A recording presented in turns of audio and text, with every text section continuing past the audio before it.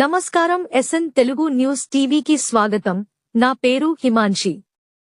ఇక వార్తల్లోకి వెళ్తే, కమాన్పూర్ మండలం నుండి నిత్యం ఎలాంటి అనుమతులు లేకుండా, పగలు రాత్రి అనే తేడా లేకుండా, మైనింగ్ రెవెన్యూ అధికారుల అనుమతి లేకుండా కోట్లాది రూపాయల మట్టిని తరలిస్తున్నారన్న సమాచారంతో బుధవారం మధ్యాహ్నం రాఘవాపూర్ సమీపంలో టిప్పర్లలో అక్రమటి తరలిస్తున్న సమాచారంతో పెద్దపల్లి ఆర్డీఓ గంగయ్య మౌఖిక ఆదేశాల మేరకు పెద్దపల్లి తహసీల్దార్ తన సిబ్బందితో హుటాహుటిన రాఘవాపూర్ చేరుకొని సుమారు 10 అక్రమ మట్టి తరలింపు టిప్పర్లను అదుపులోకి తీసుకున్నారు అని.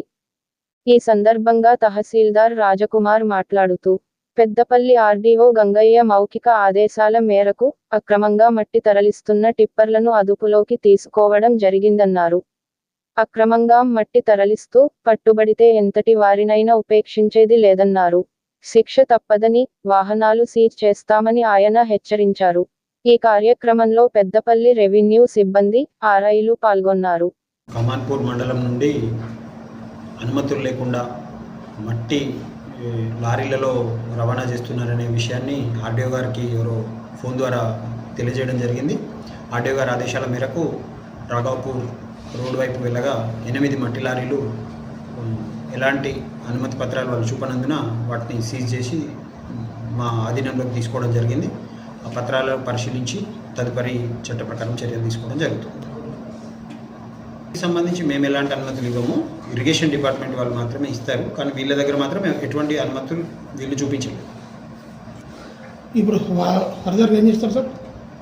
చట్ట ప్రకారం ఆర్డీఓ గారికి నివేదించడం జరుగుతుంది. వాళ్ళ పై అధికారుల సూచనల మేరకు తదుపరి చర్యలు తీసుకుంటారు.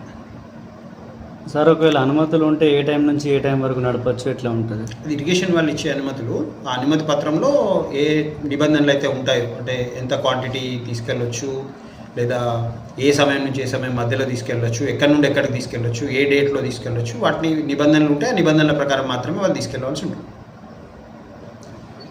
ఇప్పుడు రాఘవపురం కాకుండా పెద్దపల్లి మండలంలో చాలా గ్రామాలలో కూడా రాత్రి మట్టిలు కొడుతున్నారు, మట్టి అక్రమంగా తరలిస్తున్నారు అన్నారు. అది మీ నోటీస్కి ఏమైనా వచ్చిందా సార్?